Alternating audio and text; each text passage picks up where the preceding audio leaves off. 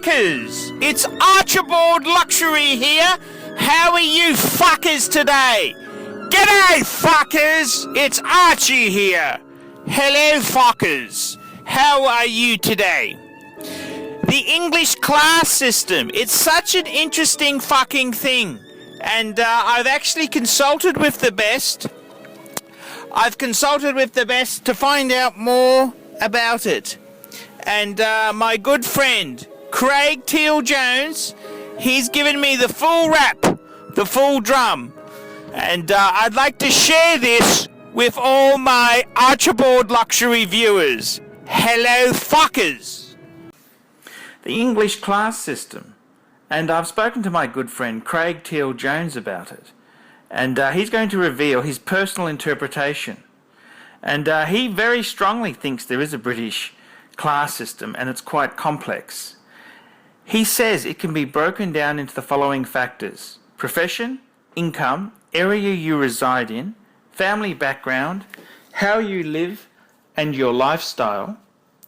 And let's have a look at this.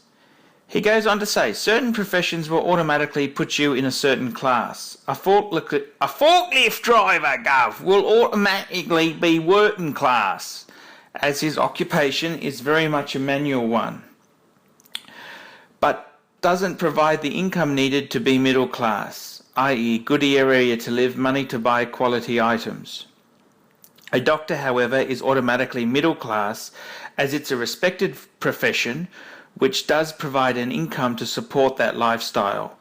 The only exception would be if the doctor was very uncouth and chose to live in poorer areas. Then no matter what his profession, salary or education would be, he'd find it very difficult to mix with people of a higher social class. This is highly unlikely though. This leads on to someone that was born working class and does very well for themselves. They are able to climb the class system only providing that they are well-mannered and spoken and live the right lifestyle and in the right area. On the other side, you can be born into a middle-class family, and if you end up with a poor job, live in a bad area, then you would be working class, even if you speak properly and have lived that lifestyle for most of your life. Money isn't all money isn't the be-all and end-all, as someone can be filthy rich and have no class at all. Take a footballer here in the UK on £250,000 a week. They are uneducated, come from a poor background and don't try to better themselves by speaking properly or learning more about things. They are not middle class or upper class. They are in the grey area of just wealthy with no social skills whatsoever within that of their upbringing.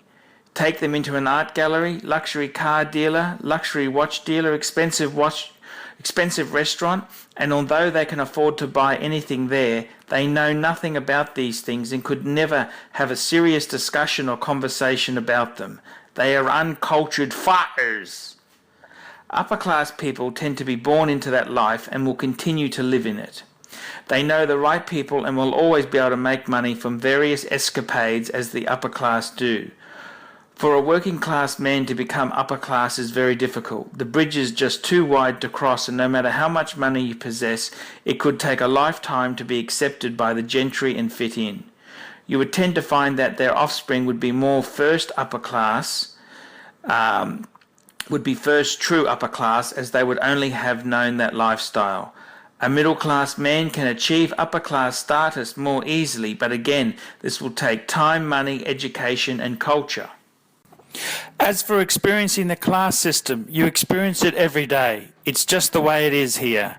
I have no problem getting on with anyone from any class, but I know a lot of middle, upper class people who don't like to have anything to do with the working class socially. As for me, I'm a middle class guy and quite happily in being so. Maybe one day I will climb the ladder, but I'm not worried if I don't. The main thing is to be happy with who you are and the way you live your life.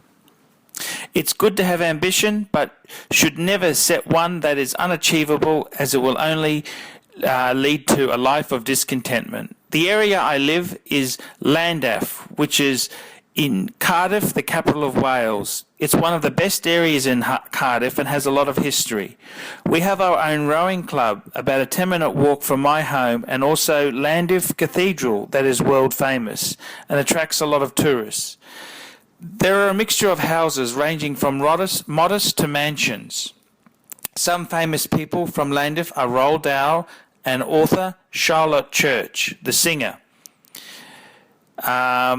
And also Francis Lewis, who was one of the signers of the United States Declaration of Independence as the representative of New York.